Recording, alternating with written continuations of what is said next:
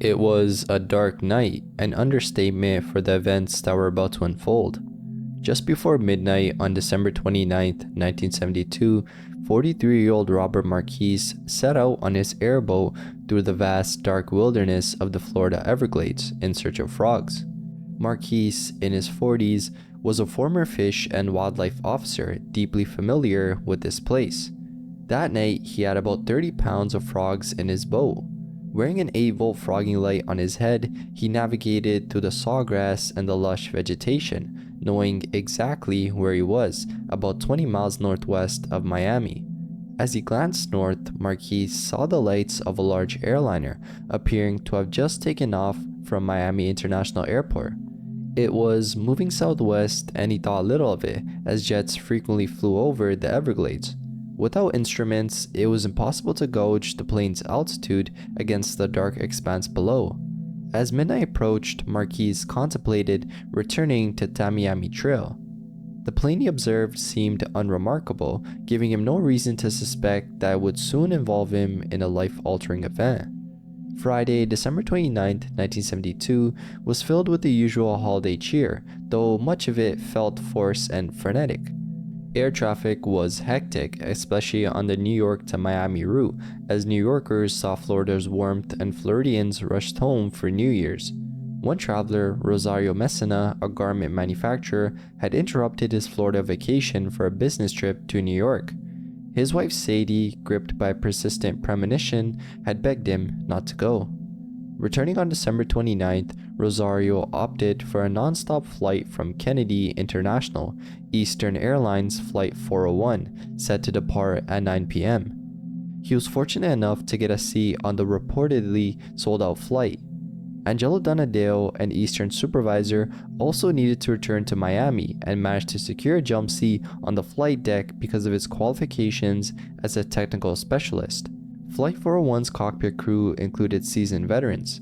Captain Bob Loft, in his mid-50s, had nearly 30,000 flying hours, with almost 300 on the new L-1011. First Officer Albert Stockstill, approaching 40, had more time on the jumbo jet but fewer total hours. Second Officer Don Repo, just over 50, was a dedicated flight engineer intimately familiar with the L-1011's intricacies. Arriving from Tampa shortly after 7:30 p.m., the crew had ample time to prepare for the 9 p.m. departure.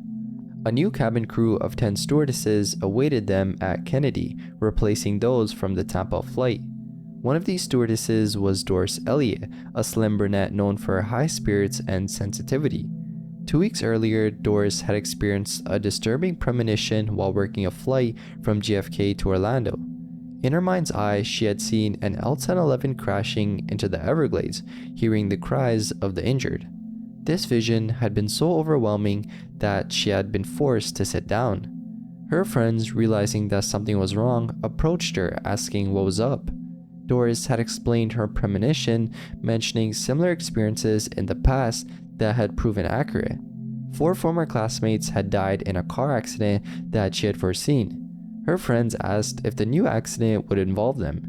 Doris, though, reassured that it wouldn't, but it would be close, likely around the holidays, like it was now. By the time Doris arrived at Kennedy on December 29th, the premonition had faded from her thoughts. The cockpit crew, Loft, Stockstill, and Repo then began their pre-flight checks on plane 3110. The cockpit crew for Flight 401, well rested and medically certified, began their final preparations. Captain Loft had spent the morning doing light yard work at his pleasant home. With a salary of $52,000 a year, he enjoyed a comfortable life, planning a golf game the day after his return. Loft was known as a perfectionist man and a captain respected by his crews. First Officer Stockstill, also well-liked, had spent his morning working on building a light airplane before leaving for the flight to New York. Second Officer Repo, a complex character with a keen sense of humor, had risen from mechanic to flight engineer and pilot. The day before, he had shaken off a light cold, taken his daughter to the doctor, visited his bank, and then headed to the airport. The pre-flight check was routine, with the plane well maintained and the flight plan set. Flight 401 boarded 163 passengers and 13 crew members. Angelo Donadeo, the technical troubleshooter, took the left jump seat behind Captain Loft, eager to return home for a house closing. Inside the cabin, last-minute preparations were being made by the stewardesses. The lighting was soft, splashing down from the waffle grid ceiling, creating a warm, inviting feel. Despite the holiday crowd, there was little sense of crowding. Even near the tail section of the plane, where the seats were arranged in a spacious 2-4-2 pattern, there was ample room in the aisles. The sounds of doors closing and the clump of baggage compartment doors slamming in the belly of the plane echoed faintly. From somewhere, the anonymous voice of the senior stewardess came over the intercom, welcoming everyone to Flight 401. Her voice was calm and reassuring as she explained that the cabin altitude was controlled for comfort and detailed the use of oxygen masks and life jackets. Meanwhile, the other stewardesses performed the well-practiced ballet of demonstrating safety procedures. They pointed to the escape doors, urged passengers to keep their seatbelts fastened, and suggested everyone relax and enjoy the flight. Then came the soft chime from the cabin attendants to take their places, followed by the high whine of jet engines as the plane began to taxi. The Whisper liner left the ramp not too long after the scheduled departure time of 9 p.m. Finally, at 9:20 p.m., Flight 401 was cleared for takeoff by the tower. Captain Loft advanced the throttles, and the plane rumbled down the runway, lifting off moments later. The ceiling lights dimmed and soft baby spots highlighted the interior with gentle pools of light. As the plane banked over the Atlantic, climbing, the no smoking sign went off. The chill of New York was about to be exchanged for Miami's balmy warmth. The flight was smooth and uneventful, though the seatbelt signs remained on until over West Virginia. Drinks were served along with packaged meals, and the winds were favorable. Captain Loft was making up lost time, and it appeared that the estimated arrival time at Miami would be close to schedule, 11:32 p.m. The mood on the plane was buoyant, perhaps due to the holiday season and the escape from the chilled Northeast. Ronald Infantino, a 27-year-old Air Force veteran and student at Miami-Dade Junior College, sat beside his wife, enjoying the flight's smoothness. They had tried to get an earlier flight but settled for Flight 401. Ronald, a serious student in aviation administration, and his wife Farah, a secretary for the Dade County school system, were deeply in love. They had been married just 20 days, coming up from Miami to New York for their honeymoon. The passengers formed a cross-section of life: accountants, housewives, lawyers, babies, businessmen, students, salesmen, and there was even a tiny white poodle with a black button nose waiting below the main deck to greet its master in Miami. With the high morale of the cabin crew, the service was excellent. Captain Loft's voice then came over the intercom, warmly welcoming passengers to sunny Miami, where the temperature was in the low 70s and the night was beautiful. Shortly afterward, Captain Bob Loft, in the pilot's seat on the left-hand side of the cockpit, listened as Miami Approach Control gave clearance for the final approach. It was just after 11:30 p.m. Loft turned to his co-pilot, Stockstill, instructing him to lower the landing gear. "Go ahead and throw him out," he said. The familiar grind and shudder of the landing gears could be felt as they fell into place. Loft communicated with Miami Tower, confirming their final approach. Stockstill monitored the descent, counting the rate, 35, 33. Only 2 of the 3 green landing gear lights were showing on the panel. Loft asked, "Is that handle in?" Repo, eyes on the engineering instruments, confirmed the engine cross bleeds were open. Stockstill observed no nose gear. Loft expressed frustration and decided to raise and lower the gear again. There was the sound of the flap position warning horn. Loft communicated their need to circle and troubleshoot. Miami Tower then directed them to climb to 2,000 feet. Loft switched to approach control.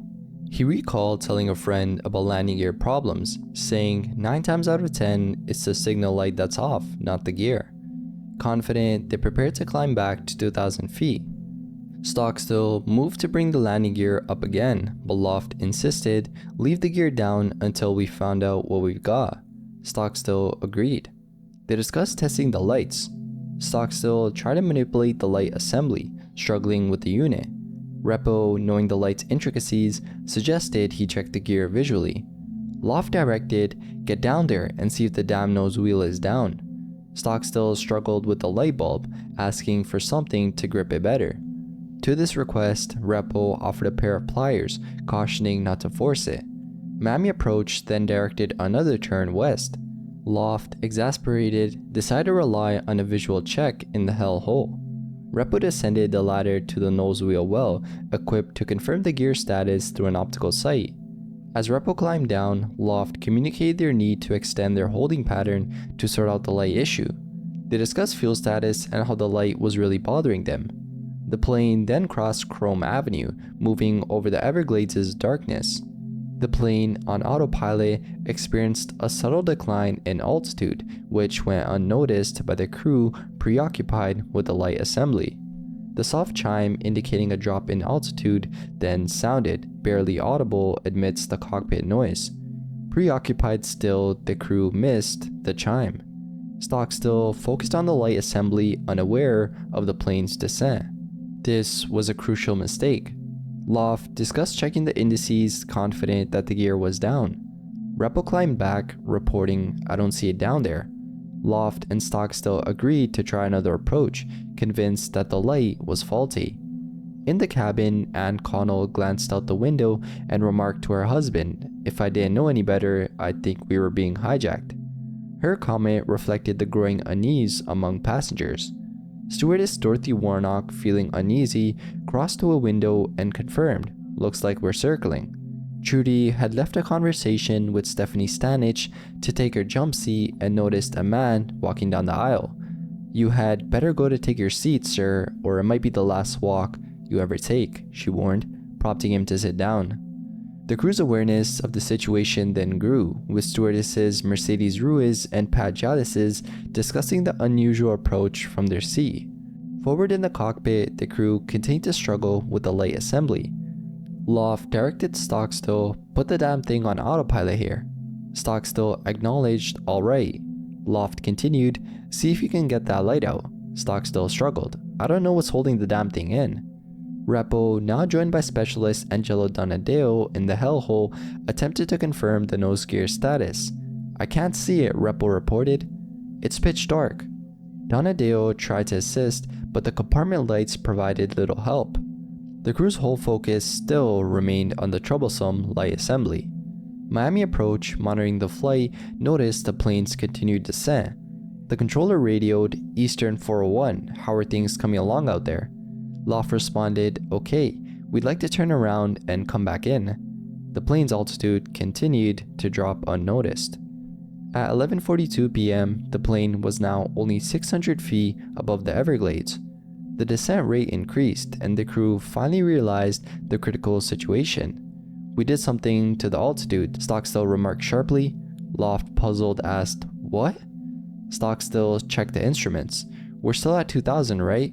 Loft's alarmed response, "Hey, what's happening here?" came too late. The plane had crashed into the swamp, shattering the calm of the Everglades with a horrific impact, and claiming many lives.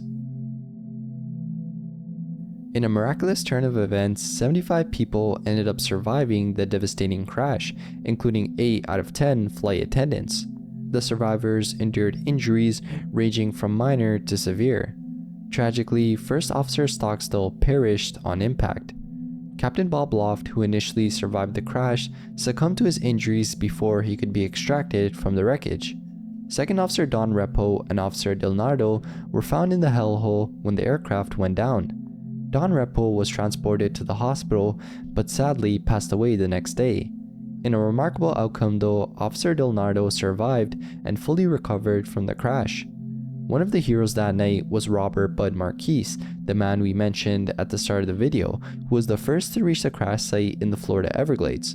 Despite the hazardous conditions, including darkness, water, and alligators, Marquise used his airboat to navigate the swamp and rescue survivors to the best of his ability. His bravery and quick actions played a crucial role in saving many lives, as he helped people escape the wreckage and transported them to safer areas where they could receive medical attention.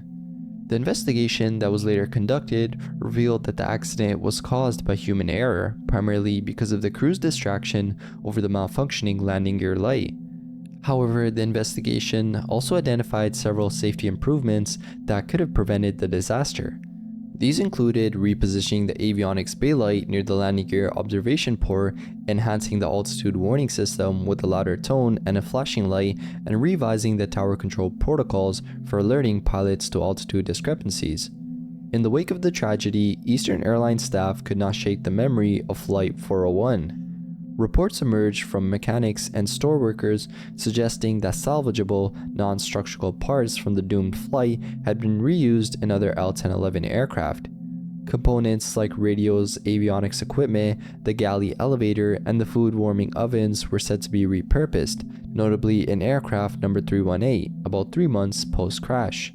So, it was this repurposing of equipment that set the stage for the stories of Don Repo's ghost that began to circulate widely among the airline's employees. These sightings, frequently reported by flight attendants, pilots, and other crew members, told of an unsettling yet sort of helpful presence aboard several L-1011 aircraft, most notably Plane 318. One of the earliest and most well-documented sightings occurred in March 1973, just a few months after the crash. On a routine flight from New York to Fort Lauderdale, flight attendants Skinny Packard and Denise Woodruff had a chilling experience. They were assigned to work in the spacious lower galley of Plane 318, an area often preferred for its relative privacy and quiet compared to the busy passenger decks above. During a busy service period, Denise descended to the lower galley to assist Guinea with meal preparations. As Denise made her way down, Guinea was heading up, and the two women passed each other in the narrow elevator shafts. When Guinea arrived in the lower galley, she found it empty. She continued her tasks, but soon felt an overwhelming sensation that she was not alone. The feeling intensified to the point where she became convinced that someone, possibly Denise, was playing a prank and was hiding in the galley. She then searched the small space thoroughly, opening every cabinet and storage area, but found no one. The sensation of an unseen presence kept growing stronger, becoming almost unbearable. Guinea described feeling an acute sense of being watched and a cold, clammy feeling that seemed to envelop the galley. Eventually, she could no longer stand it and hurried back to the main deck. Denise, who had been above deck, soon found herself with a similar eerie experience. She entered the lower galley and was immediately struck by chilling cold, unlike anything she had ever felt before. Despite the warmth generated by the ovens, the cold still persisted. Like Guinea, Denise felt a palpable presence and became so unnerved that she fled the galley. When the two women compared notes later, they were shocked to realize that the experiences were almost identical, happening independently and without any prior discussion between them. A few weeks later, Guinea had another encounter while working a routine flight on Plane 318. This time, she noticed a hazy, cloud-like formation near the bulkhead door of the galley. Initially dismissing it as steam or condensation, she soon realized that it was something far stranger. The cloud began to take shape, growing to roughly the size of a basketball, and began to take on facial features, including a pair of glasses. To her astonishment, the face developed into a clear, three-dimensional image of Don Repo. Terrified, Guinea fled the galley and later confided in her husband, who reassured her of her sanity despite the encounter. Another flight attendant, Doris Elliott, had her own experience. Working in the lower galley of Plane 318, Doris suddenly felt an intense cold, having to call the flight engineer to investigate. Despite the thermometer reading a normal temperature, the cold was undeniable. The engineer promised to report the anomaly but couldn't find no immediate explanation. Other flight attendants also, in general, had similar experiences too, with some even refusing to work in the galley because of its creepy feeling, and the unexplained temperature drops in areas where temperature should rise because of the ovens heating food. One of the most dramatic encounters, though, occurred when aircraft number 318 was preparing to board for a flight to Newark. Basically, a flight attendant in the first class section was performing a routine head count, but to her surprise, she realized that the count was off by one passenger. Rechecking the seats, she discovered the cause of the discrepancy being an Eastern captain in uniform that was seated there. It wasn't uncommon for Eastern flight staff to use unfilled seats for journeys home from assignments, often utilizing the jump seat in the cockpit, a practice known as deadheading. However, she hadn't been informed that a captain was deadheading. Seeking confirmation, she approached the captain with her list in hand. "Excuse me, Captain," she said politely, "but are you jump seat riding on this trip? I don't have you on my list." The captain did not respond and simply stared straight ahead. "I beg your pardon, Captain," she repeated. "I need to check you off as either jump seat or first class rider. Can you help me?" Once more, the captain gave no response and continued to stare straight ahead. Puzzled, she called the flight supervisor, who also failed to get the captain's attention. The man appeared perfectly normal, except that he seemed to be in a trance. Growing concerned, they decided to call the flight captain to see if he could elicit a response from the mysterious man. Half a dozen passengers in the vicinity of the seated captain watched as the flight captain approached. The flight captain was even more perplexed as there was no record of a jump seat occupant for that flight. Accompanied by the flight attendant and the supervisor, he leaned in to speak with the seated captain. As he did, the flight captain froze, his mask a face of astonishment. "Oh my God," he exclaimed. "It's Bob Loft." Then, in the tense silence of the cabin, something really weird happened. The captain in the first class seat simply vanished. One moment he was there, the next he was gone. The flight captain quickly returned to operations in the airport, and a thorough search of the plane then ensued, causing a significant delay. Despite their best efforts, the missing captain could not be found anywhere. Finally, with the passenger count corrected and verified, Plane 318 taxied down the runway for takeoff. Another incident occurred on a flight bound for Mexico City aboard Plane 318, which involved a flight attendant who had known Don Repo personally and was familiar with the numerous stories of his appearances on various flights. While working the galley, she glanced at the oven door and was startled to see the clear reflection of Don Repo. Overwhelmed by shock and fear, she immediately fled the galley using the first flight attendant that she could find, urging her to accompany her back to the galley to confirm what she had seen. Upon their return to the galley, the second flight attendant also saw the unmistakable image of Don Repo's face in the oven door reflection. Both attendants, now deeply unnerved, decided to escalate the matter and called the flight deck, requesting the presence of the flight engineer to come down to the galley for further verification. The flight engineer arrived promptly, and to his astonishment, he too saw Don Repo's face clearly formed in the reflection. Recognizing the image without a doubt, he was taken aback. But what happened next was even more weird, being that Don Repo's image not only appeared, but also spoke to the engineer, issuing a grave warning: "Watch out for fire on this airplane." With that, the apparition of Don Repo vanished completely. Despite the unsettling encounter, the flight proceeded to land in Mexico City without any incident. However, when the engines were restarted for the continuation of the journey, the number 3 engine failed to start. Given the circumstances, a ferry crew was dispatched to return the plane to Miami for necessary repairs. The L-1011 aircraft was capable of taking off and landing only using 2 engines, but the third engine required repairs before the plane could resume passenger service. As the plane embarked on its ferry trip back to Miami, another serious issue arose. The number 1 engine stalled and backfired several times shortly after takeoff. The captain acted swiftly, discharging the carbon dioxide fire agent to prevent the engine from catching fire. This critical action required the captain to climb to an altitude high enough to enable a safe turn back to the runway and land the aircraft using only 1 functioning engine. Another notable event involved a passenger in the first class section of a New York to Miami flight. The plane was still at the ramp and the head count had not been yet taken. The passenger found herself seated next to an Eastern flight officer in uniform. Something about the officer seemed off to the woman, being that he appeared pale and unwell. When he spoke to him, he didn't respond. She then asked if he was okay and if she should call the flight attendant for help, but the man remained silent. Disturbed by his lack of response, the woman called the flight attendant, who also noticed that the flight officer seemed unwell. During this exchange, several other passengers began to take notice of the situation. Then something inexplicable happened. In full view of the flight attendant and the passengers, the flight officer, who the attendant identified as an engineer, simply vanished. This sudden disappearance left everyone deeply unsettled. The woman seated next to him became nearly hysterical from the shock.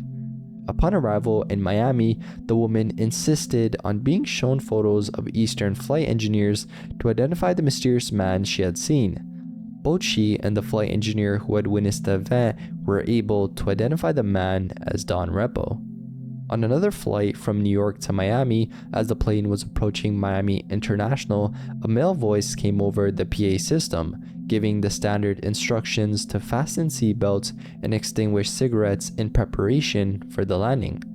However, no member of the crew had made that announcement, and the PA system was not in use at the time. In yet another incident on plane 318, during a flight from Atlanta to Miami, the second officer sitting at the engineer's panel heard loud knocking coming from the compartment below the cockpit.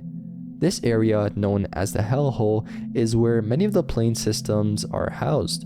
The officer then went down to the trapdoor in the floor and, using a flashlight, scanned the entire compartment but found nothing unusual. As he turned back to the engineer's panel, he clearly saw the face of Don Repo, whom he had known well. And in a separate instance, an engineer came to the flight deck before performing a walk-around pre-flight check. He saw a man in an Eastern second officer's uniform sitting in his seat at the panel. Recognizing him as Don Repo, the engineer was taken aback. The apparition of Repo then clearly spoke, saying, "You don't need to worry about the pre-flight, I've already done it." Almost immediately, the three-dimensional figure of Don Repo had vanished. Emily Palmer, a stewardess with a keen interest in the paranormal, had been diligently collecting these stories. Her extensive notes revealed a pattern of sightings, most of which involved Repo appearing in the lower galley or near mechanical areas of the planes. Palmer also noted that these sightings were not confined to plane 318 alone, though it was the most frequently mentioned. Palmer's documentation showed that Repo's ghost often appeared during times of mechanical trouble or potential danger, almost as if he were continuing his duties as a flight engineer from beyond the grave. His appearances were usually accompanied by warnings or helpful advice, which, when heeded, seemed to prevent further incidents. The whole phenomena involving the apparitions of Don Repo and Bob Loft lasted for just about 18 months. What's interesting is that during this time, store personnel and mechanics observed that fully functional parts on planes, including the 318, were being replaced. Although there's no official record linking these parts to the remnants of Flight 401 though, many sources believe this to be true. Something to note too is the credibility of the witnesses. A lot of these accounts came from passengers who had never before met Loft or Repo, and also from captains and flight officers whose professionalism and credibility were beyond question. Eastern Airlines, though, dismissed these reports and made efforts to suppress them. It was common knowledge among the staff that discussing these sightings could lead to trouble with their employer. Early reporters of these encounters were often sent to psychologists for mental health evaluations. Over time, staff members became wary of sharing their experiences, fearing job loss. The official stance of Eastern Airlines was that these accounts were baseless, attributing them to rumors and overactive imaginations. John Grant Fuller, who wrote a whole book on the phenomena and where a lot of the information actually comes from, delved deeper into the story and noted how the reluctance of Eastern employees to speak openly about their experiences stemmed from a genuine fear of ridicule and professional consequences. Yet, the sheer number of accounts, many from highly reliable and experienced aviation professionals, lent significant weight to the claims. Fuller's investigation took him to Miami, New York, and even to TWA's bases, gathering stories and trying to piece together the truth behind the apparitions. He spoke with mechanics who confirmed that parts salvaged from the wreck of Flight 401 were used in other planes, and he explored further the possibility that these parts were somehow connected to the ghostly sightings. In Miami, Fuller met with Rachel Fall and J.R. Warden, who had continued their research into the Eastern phenomena. They introduced Fuller to more witnesses and provided additional leads, including a Spiritual Frontier Fellowship group that included several Eastern pilots. These pilots, also mediums, had conducted a soul rescue mission to help the spirits of Arepo and Loft move on, hoping to end the hauntings. Despite their efforts, the sightings still continued sporadically, always centered around Eastern L-1011 fleet. Fuller's documentation, added by Palmer's extensive notes and the first-hand accounts from various crew members, painted a compelling picture of Don Ripple's ghost as a vigilant guardian of Eastern's planes. The recurring themes of his appearances and the consistency of the reports suggested that something extraordinary was happening, beyond conventional scientific understanding. John G. Fuller's investigation also delved into the psychological and emotional impact that these sightings had on the crew members. Many of those who witnessed the apparitions were deeply affected and experienced a range of emotions from fear and anxiety to comfort and solace. Some found the presence of Loft and Repo reassuring, interpreting their appearances as protective gestures from beyond the grave. These emotional responses varied, but they all pointed to a profound impact on those involved. And there was also Ouija board sessions that were conducted by Fuller and his assistant Elizabeth that were another critical part of the investigation. These sessions aimed to communicate directly with the spirits of the deceased crew members. During these sessions, the Ouija board spelled out various messages, including specific technical details about the aircraft and personal information that neither Fuller nor Elizabeth could have known. During one session, they asked the supposed Don Repo if he was willing to communicate, and the response was affirmative. The indicator moved swiftly, spelling out his name, which set the stage for their inquiries. Fuller, cautious about the validity of the information, asked what was the basic cause of the crash. The board responded, nose gear. Continuing, Fuller asked, what were the basic National Transport Safety Board findings? The reply was cap new strut pilot error.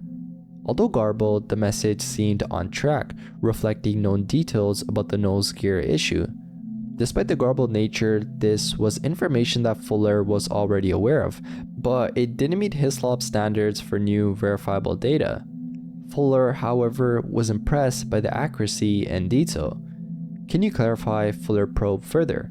The board answered, Captain never checked PSA second landing, pesto el spool, to wheel. This message was also garbled, suggesting possible interference or incomplete communication. Fuller recognized that the information, though partially coherent, required further verification. During these sessions, Fuller saw questions that neither he nor Elizabeth could know the answers to, but could verify quickly. One such question was about Don Repo's wife's name. The board initially spelled out Sassy, which seemed odd. Upon further probing, the board corrected to Alice. Fuller, digging through his research, found confirmation that Repo's wife was indeed named Alice, a fact he hadn't recalled before. Elizabeth and Fuller then continued their sessions, asking about various family members and technical details relating to the plane crash. The board provided correct names and details, including those of Repo's daughters and sisters, confirming the presence of accurate information. Fuller and Elizabeth were particularly struck by a message telling them to see news clip in your hand, referring to the newspaper clipping with Repo's family details they had been consulting. One particular session included a message from Don Repo to his wife and daughter, expressing love and reassurance. I love her, forget Don tears, don't help me to come back, read one message. Another conveyed to his daughter, be good girl, P.S. I love her very much. These messages added a deeply personal and emotional layer to the sessions, revealing a strong sense of affection and care. Fuller and Elizabeth sought further verification by asking about specific pre-flight procedures, personal habits, and technical details related to the plane. The board's responses were consistently accurate, reinforcing the validity of the communications. For instance, when asked about pre-flight checks, the board listed wheels, visual nose gear, tires, aligning with known procedures. The sessions also included messages with playful and humorous elements, reflecting Repo's known personality. For example, when asked why he was reappearing, the board responded with, "Don likes to clown around, and gag here in spirit, you see I like to joke around." This characteristic humor, confirmed by those who knew Repo, added another layer of authenticity to the communications, but obviously still could not be confirmed. Fuller then decided to contact Repo's family, particularly his daughter Donna, to share the information gathered and seek further insights. The initial attempts were met with challenges, but persistence ended up paying off. Donna Repo eventually responded, expressing her curiosity and willingness to discuss the experiences and reports. During a dinner meeting with Donna and Alice Repo, Fuller shared the findings and discussed the apparitions and Ouija board messages. Both women were initially skeptical, but became convinced by the accuracy and personal nature of the information. Alice recounted several unexplained incidents following Don's death, like the appearance of birds in their home, which she interpreted as a sign from Don. One of the most compelling pieces of evidence came from a message received on the Ouija board about mice in the family closet. When asked about this, Alice confirmed a recent problem with mice nesting in the attic above their family room, a detail Fuller and Elizabeth couldn't have known. Similarly, a message about pennies in the wastebasket referred to Don's collection of Indian head pennies, which Alice confirmed were kept in their son's room. These personal and specific details, combined with the consistent accuracy of the board's messages, convinced Fuller and Elizabeth that they were genuinely in contact with Don Repo's spirit. The experiences culminated in a deeper understanding of the phenomena and a more personal connection with Don Repo's family. The communications provided comfort and closure for the Repos, affirming their belief in the possibility of life after death and the continued presence of their loved one. Fuller concluded his research with a sense of awe and respect for the mysteries he had encountered. The rigorous standards set by Professor Hislop were largely met, and the personal, verifiable information gathered through the Ouija board sessions provided a compelling case for the validity of the communications. In the end, though, Eastern Airlines ceased operations in 1991 due to severe financial struggles and rising competition from low-cost carriers. Over the years, memorials for the tragic crash of Flight 401 have been held, attended by some of the survivors and members of the Southern Airboat Group. The Southern Airboat Group, in particular, has played a key role in these memorials, ensuring that the legacy of Flight 401 and the acts of bravery that followed are never forgotten. In 2007, a plaque was even dedicated to Robert Marquise at the Curtis Mansion in Miami Springs, recognizing his heroic efforts in rescuing survivors amidst the treacherous conditions of the Everglades. So that brings us an end to the journey of the ghosts of Flight 401. Let me know what you guys think and your opinions on everything from the ghosts and the Ouija board sessions and everything. I appreciate you guys for watching. Make sure to like and subscribe, and I'll see you guys in the next one. Bye.